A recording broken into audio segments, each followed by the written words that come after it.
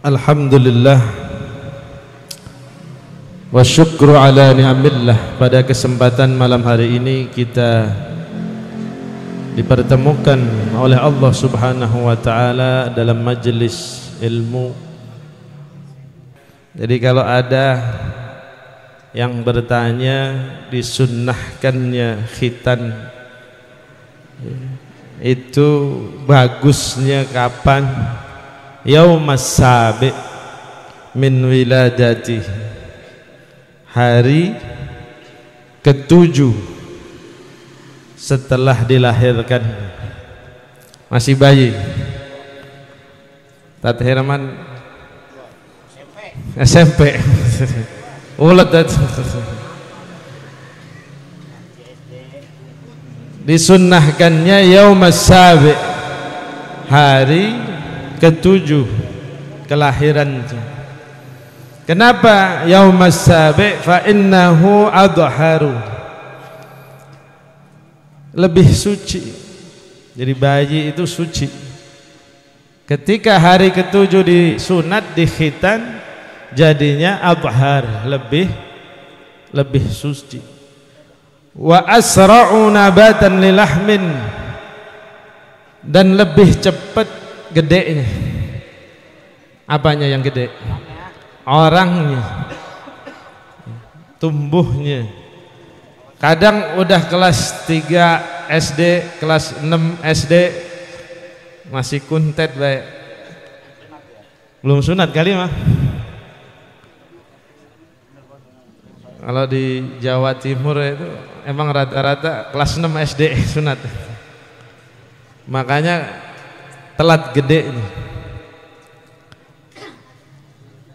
Nah, sunat itu, khitan itu yang pertama di babut thaharah disebutkan adhar, lebih suci.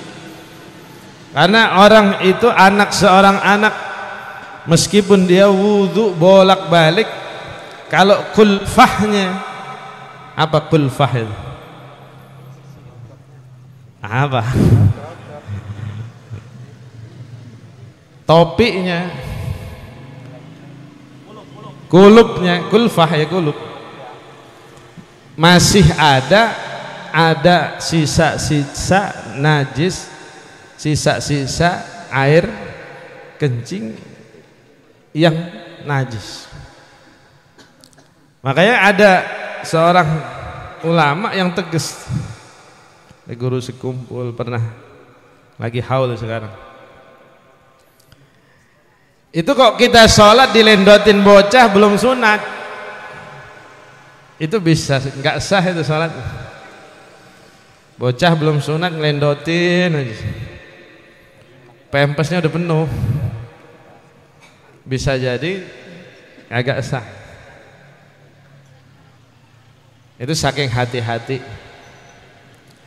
Kenapa? Karena masih menyimpan najis. Wa arwahu lil qalbi, kalau orang disunat dikhitan 7 hari dari kelahirannya, dia lebih nyaman di hati. Orang habis khitan itu tenang. Coba tanya tadi siapa? Fadlan, tenang nggak? Tenang romanya, duitnya banyak. Orang sini, orang timur maka gak ada duitnya sunat. Dan nanti di akhirat yuhsyaru, ini riwayat Imam Muslim masyhur, yuhsyarul nas yaumal qiyamah haffatan urratan ghurlan. Nanti manusia di hari kiamat itu dikumpulkan huffatan, bertelanjang kaki, nggak pakai sendal,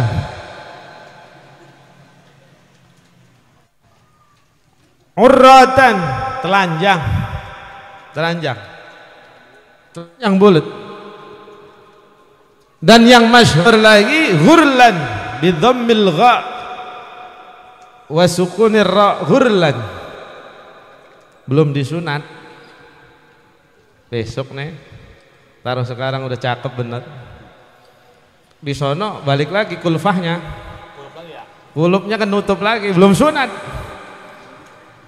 Jadi dibangkitkan yaumal kiamah, dikumpulkan di hari kiamat manusia itu telanjang kaki, telanjang pakaian, ya, dan belum berkhitan, balikin lagi. Atau diketawain, kagak bisa juga. Bukan semua sama. Jadi saking deketnya matahari. Sekarang panas nggak sekarang? Jauh nggak matahari? Jauh. Lah antar masih sejengkal bagaimana tuh? Matahari sejengkal. Jadi saking deketnya kita sama matahari, panasnya luar biasa, ya. Bahkan berlinang apa? Berlimpah ruah keringat tuh, berenang keringat. Jadi borok-borok melihat punya orang, kagak sempet mikirin diri aja udah pusing. Makanya di situ disebut nanti yauma yafirrul mar'u min akhih, hari di mana orang nggak kenal saudaranya. Wa ummihi wa abi, ibunya nggak kenal sama ibunya, nggak kenal sama bapaknya. Wa sahibatihi, istrinya nggak dikenalin. Wa bani, anaknya nggak kenal. Sekarang khitan dikhitanin, pakai baju dibeliin, disayang, nanti kagak kenal. Boro-boro inget mikirin nasib dewek aja udah puyeng. Tapi nanti ketika dibangkitkan, itu dikumpulkan, habis itu yaumil ba'tsi dibangkitkan, semua dikasih pakaian biqadri a'malihim, sesuai dengan amalnya manusia. Mungkin ada yang compang-camping, mungkin ada yang setengah dada, mungkin ada yang berjubah. Awwaluman, yang nanti pertama kali diberi pakaian Nabi Ibrahim alaihissalam. Ini Nabi Ibrahim tadi kasih pakaian paling dulu, ya, di yaumil qiyamah. Karena hitan ini awalnya siapa? Nabiullah Ibrahim, mana diteruskan oleh Nabi kita Muhammad sallallahu alaihi wasallam. Ini ada pertanyaan, kira-kira Nabi Muhammad sallallahu alaihi wasallam dikhitan umur berapa? Atau lahir sudah makhtunan, sudah dikhitan? Gimana tuh? Dalam kitab Tuhfatul Maulud itu disebutkan ada 3 aqwal, pendapat tentang bagaimana Nabi Muhammad sallallahu alaihi wasallam dikhitan. Yang pendapat pertama menyebutkan annahu wulida makhtunan, bahwa Rasulullah sallallahu alaihi wasallam lahir sudah terkhitan, meskipun nanti disanggah oleh para ulama yang lainnya hadis-hadisnya lemah, tapi ada pendapat begitu. Yang kedua, anna Jibril alaihi salam khatanahu yauma syaqqi sadrihi, bahwasanya Jibril alaihi salam ketika membelah dadanya Rasulullah sallallahu alaihi wasallam di usia berapa? 12 udah kesang, ya, sekitar usia 7 tahun. Itu dikhitan, dibersihkan Jadi dibersihkan itu semua. Kalau kita punya anak khitan, dibersihkannya habis hajatan biasanya. Mana yang di kotak kanan, di kantong kanan sini, dibersihin sama maknya tuh. Ya. Apa aja dibersihin, diambil. Ya, pendapat ketiga, Rasulullah khitan itu ikhtatana jadduhu Abdul Muttalib, dikhitan oleh kakeknya Abdul Muttalib. Khitannya ka'adatil Arab, sebagaimana adat kebiasaan orang Arab. Fi ikhtitani auladihim, dalam mengkhitan anak-anak cucunya. Nah, silahkan yang mau berpendapat, ada 3 pendapat itu para ulama berpendapat. Ada orang Durenan lahir sudah dikhitan, lahir khitan. Yang ada cerita bocah hilang sesorean tuh, pulang-pulang udah dikhitan. Itu kata ulama apa? Ya udah, masa mau dikhitan lagi? Ya udah,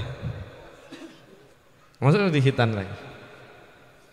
Entah yang khitannya siapa, tahu-tahu nih anak main ke sunat masal, kita nggak tahu. Pulang-pulang udah rapih. Kata orang kita majin aja udah. Nah, ini terkait khitannya Rasulullah sallallahu alaihi wasallam. Kemudian ketika Nabi Ibrahim alaihi salam itu khitan, ini asbabul nuzulnya. Ada ayat wa idzibtala Ibrahima rabbuhu bikalimatin fa'atammahun. Jadi ketika Nabi Ibrahim itu diuji oleh Allah Subhanahu wa taala dengan kalimat, ini nanti disebutkan ujiannya khamsun fir ra'si wa khamsun fil jasad. Ujiannya 5 di kepala nih, terus yang 5 lagi di bawah kepala. Diuji Nabi Ibrahim, di bab Thaharah disebutkan fa'atammahunna, maka Nabi Ibrahim menyelesaikan, benar-benar menyelesaikan, termasuk ujian khitan. Apa itu khamsun fir ra'si? Ada 5 tantangan, 5 ujian Allah terhadap Nabiullah Ibrahim yang menjadi syariat. Fir ra'si, di kepala. Yang pertama qassus syarib. Makanya tadi saya agak telat. Qassus syarib itu motong kumis. Saya agak telat, saya potong paling 5 helai, 5. Saya potong. Syarat. Mau ngomongin qassus syarib masih panjang, enggak usah saya potong. Meskipun timbang 5 yang itu. Tapi benar saya potong dikit. Karena saya kudu ke salon aja kalau motong kumis. Susah.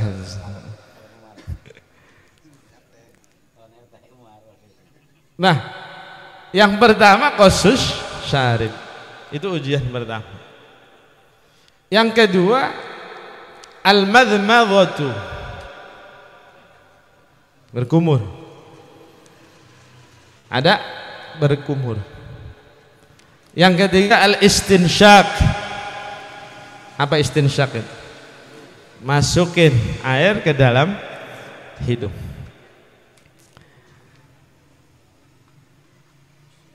Itu ada farqur ra's. Kalau di kitab itu disebutkan farqur ra's itu membelah rambut. Maksudnya ngerapiin kali. Belah rambut. dirapiin rambut kepala nih, dirapiin, jangan sampai ya, berantakan.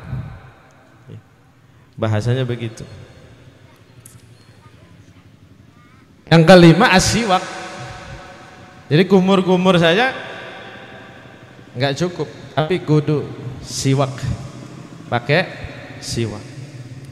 Kalau nggak ada siwak, kata guru saya Pepsodent ya. Sekarang ada merek Pepsodent, ya, siwak. Ini ada iklannya. Wa khamsun fil jasad, dan 5 ujian Nabi Ibrahim yang ada di badan. Yang pertama taklimul adfar, motong kuku. Yang kedua al-khitan. Ya. Jadi khitan itu termasuk ujian yang disempurnakan oleh Nabiullah Ibrahim. Nitful ibti, bulu ketiak dipotong, dibersihkan.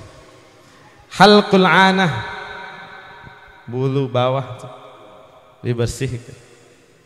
Yang kelima al-istinja bil ma. Ini bab taharah. Makanya ada hadis khamsun minal fitrah, itu termasuk fitrah. Termasuk kesucian itu menjaga taharah, bab nadhafah, ya, termasuk ma la yatimmul wajib illa bihi fahuwa wajib. Jadi khitan itu mau asalnya mubah, mau asalnya sunnah, menjadi wajib. Karena apa? Salat tidak sah kalau tidak berkhitan. Maka sesuatu yang wajib kemudian tidak sesuatu ma la yatimul wajib, sesuatu wajib yang tidak, yang wajib yang tidak, sesuatu yang menyempurnakan yang wajib, atau sesuatu yang wajib tidak sempurna. Kalau tidak ada sesuatu tersebut, maka hukumnya menjadi wajib. Nah, khitan itu jadinya hukumnya wajib. Begitu. Nah, ini bab khitan. Nah, di dalam syariat kita dianjurkan mendidik anak untuk ya, salah satunya berkhitan. Tidak hanya khitan, tapi jangan lupa, kadang orang itu yang penting khitan, nanti yang penting udah gede dikawini, tapi lupa bagaimana seorang ayah, seorang ibu mendidik anak-anaknya. Artinya apa? Jangan hanya dikhitan, tapi dididik bagaimana sholat, bagaimana berakhlak. Ada satu riwayat, qala ba'dus salaf, sebagian ulama salaf menyebutkan, inna adz-dzunub la yukaffiruha illa hammul aulad. Ada dosa-dosa yang tidak bisa ditebus, yang tidak bisa dileburkan, kecuali hammul aulad, kesulitan orang tua dalam mendidik anak-anak. Termasuk khitan itu susah juga. Ada yang kabur. Yes. Jadi khitan itu didikan orang tua, salah satu didikan orang tua terhadap anak. Nah, orang tua kok rela anaknya dikhitan, hammun, itu satu kesulitan tuh. Tapi alhamdulillah udah dikhitan belum ini? Udah dilewati. Dosa-dosa orang tua berguguran sebab melewati kesulitan mendidik anak lewat apa? Lewat khitan. Nah, mudah-mudahan dengan dikhitannya tuh bocah Muhammad Fadlan Maulana Syarif, Ini jadi ta'dib, jadi didikan, adab buat si anak, supaya anaknya barun liwalidayhi, amin, supaya anaknya menjadi minal barina biwalidayhi, termasuk orang-orang yang berbakti kepada kedua orang tuanya. Saya baca satu riwayat, su'ilat imra'atun an sababi salahi kulli abnaiha. Dulu ada seorang perempuan punya anak banyak, seluruh anaknya soleh semua, seluruh anaknya soleh semua. Ketika dia ditanya, kuntu ad'u bihadzal du'a, seorang perempuan itu berdoa setiap kali fi sujudi, di dalam sujudku, fin nawafil inda sujudi, ketika sujudku, fin nawafil, di dalam sholat-sholat sunnah. Ini ibu-ibu nih kalau pengen anaknya soleh semua, ketika sholat sunnah di dalam sujudnya doa. Ini doa istri saya suruh baca dah. Sebelum saya ngaji, bahasanya harus dibaca dulu sama istri saya biar afdal. Doanya apa? Allahumma rzuqni wa iyyahum al-ilman nafi' wal rizqal wasi' wal qalbal khashi' wal amal salih warzuqni birrahum wardha anni wa anhum. Itu ada satu orang perempuan doanya begitu ketika sujud. Nanti kalau ibu atau istrinya pengen ngamalin, tinggal nonton YouTube-nya sih. Ada Allahumma rzuqni wa iyyahum al-ilman nafi' wal rizqal wasi' wal qalbal khashi' wal amalas salih warzuqni birrahum wardha anni wa anhum. Ya Allah, berilah aku rezeki, wa iyyahum, dan anak-anakku, dan mereka, maksudnya anak-anak, al-ilman nafi', ilmu yang manfaat. Pengen gak punya anak ilmunya manfaat? Mamanya kagak ada yang pengen. Warizqal wasi', punya rezeki, rezekinya luas. Rezeki luas itu bisa keturunannya lagi, keturunannya lagi, keturunannya lagi.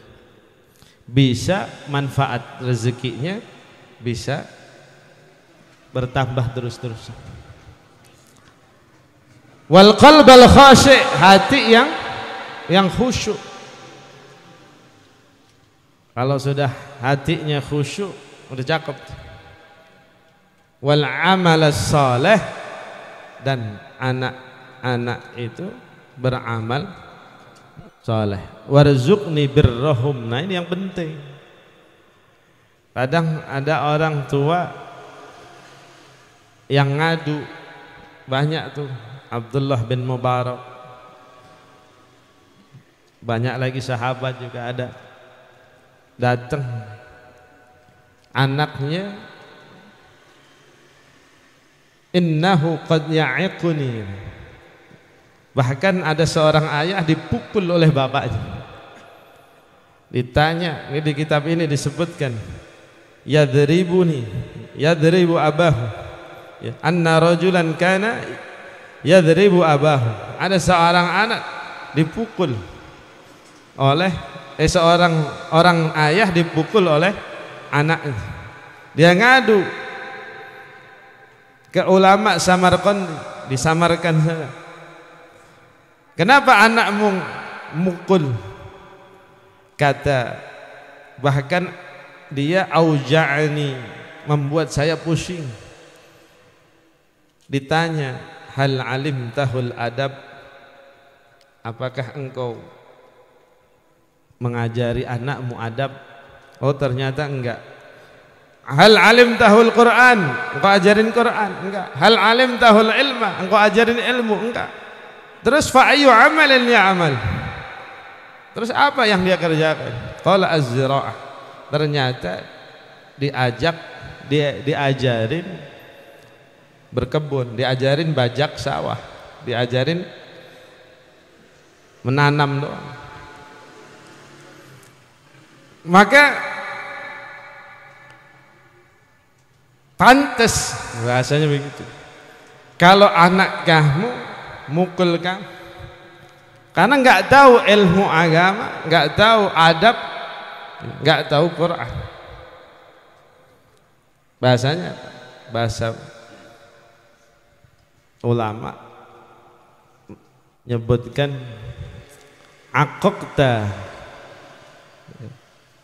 aqaqtahu qabla an ya'iqaka, engkau sudah mendurhakai anakmu sebelum anakmu mendurhakai. Jadi terkadang kita marah-marah sama anak kita. Ada orang jaffaf, orang tuanya dicuekin, orang tuanya nggak dianggap sama sekali. Dulu dia ketika muda dia juga nggak nganggep orang tuanya, makanya dibales sama anak. Maka durhaka itu bukan hanya anak terhadap orang tua, tapi bisa orang tua terhadap anak. Ma fil aba fil abna, apa yang ada di ayah ada juga di anak-anak. Fal nandur madza zara'a, maka kita lihat bagaimana orang tuanya nanam dulu. Makanya kita mumpung masih punya orang tua, ya, kita birrul walidain. Supaya apa? Ya birrukum abnaukum, supaya anak-anakmu juga berbakti kepadamu. Sekarang rajin doain orang tua, ada haul dihaulin. Nanti ketika kita mati dibales, balasnya birrul walidain. Tapi kalau kita cuek sama orang tua, ya susah, ya, bahasanya begitu. Nah, bagaimana para ulama ta'dibus salihin, mendidik anak-anaknya yang saleh? Banyak, Ibnu Hajar Al-Asqalani, Syekh Ramadan Al-Buti, banyak, Al-Imam Asy-Syafi'i, ya. Ibunya Imam Syafi'i itu ngejaga makanan yang halal, dikasih makanan halal. Imam Syafi'i itu dijaga dari makanan yang haram, itu luar biasa. Pernah suatu hari main ke tetangga, Imam Syafi'i lagi kecil main ke tetangga, bahasanya dari tetangganya dikasih susu, kelihatan nama ibunya. Nyampe rumah itu mulutnya dirogoh supaya muntah, tapi jangan kelihatan tetangganya yang ngasih. Ntar saya niru Imam Syafi'i. Kalau kita yang niru Imam Syafi'i, tiap jajan dirogoh mulu, nggak ada yang masuk. Dirogoh karena apa? Takut ada barang haram masuk ke perutnya Imam Syafi'i. Maka umur 7 tahun hafal Quran. Umur 12-13 tahun sudah mufti, sudah ngajar. Imam Syafi'i itu sudah berfatwa, sudah ngajar. Bahkan saking kecilnya beliau, ketika ngajar di bulan Ramadan belum balik. Sampai ada yang meragukan, lagi ngajar minum di bulan Ramadan, di siang hari lagi ngajar Imam Syafi'i minum. Sampai muridnya ada yang meragukan, kok ada seorang mufti, guru, seorang ahli ilmu, bulan puasa ngajar ilmu kagak puasa. Ternyata kata Imam Syafi'i, saya belum balik. Itu saking pinternya Al-Imam Asy-Syafi'i. Nah, ada Syekh Taqiyuddin Asy-Syubki, ada Ibnu Hajar Al-Asqalani. Ibnu Hajar itu ibunya kaya, bapaknya kaya. Umur 5 tahun udah yatim piatu, dititipin sama orang kaya juga, tapi luar biasa. Makanya kalau kita nggak mampu, titipin anak kita ke madrasah, ke TPA, ke pesantren. Syekh Fudail bin Iyad, gurunya Al-Imam Asy-Syafi'i, beliau punya anak namanya Ali bin Iyad bin Fudail. Ali bin Fudail min auliyaillah. Ali bin Fudail itu wali, kasihnya Allah Subhanahu wa taala. Itu saking dalamnya mempelajari Quran, dengar Quran itu langsung masuk ke hati. Dengar ayat yang sedih nangis. Bahkan meninggalnya itu karena dengar ayat-ayat tentang siksa. Saking masuknya Al-Quran ke dalam hati. Tapi susah dulu diajari, dididik. Nah ini terakhir lah, kayaknya udah.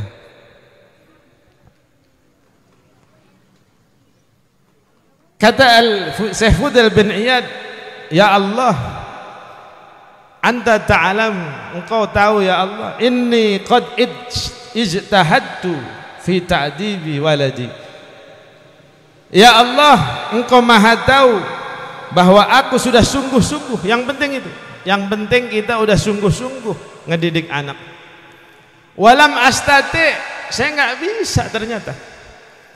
Habis maghrib suruh ini, ya, diajak sholat jamaah, diajarin ngaji, dititipin ke pesantren, dititipin ke madrasah, udah dibiayai lebih. Yang jelas sudah ijtihad, yang penting itu sudah sungguh-sungguh. Tapi falam astati, saya nggak bisa, tetap susah. Nah ini doanya, Allahumma fa'addibhu li.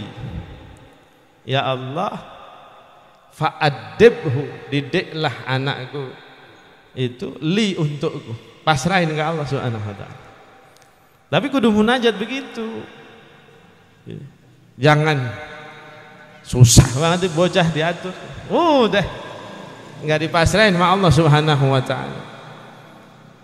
Jadi ya Allah, aku sudah sungguh-sungguh mendidik anakku, tapi aku tidak bisa mendidiknya, maka fa'addibhu li, maka didiklah anakku untukku. Mudah-mudahan bermanfaat dan mohon maaf bila banyak kesalahan. Wallahul muwaffiq ila aqwamit thariq. Assalamualaikum warahmatullahi wabarakatuh.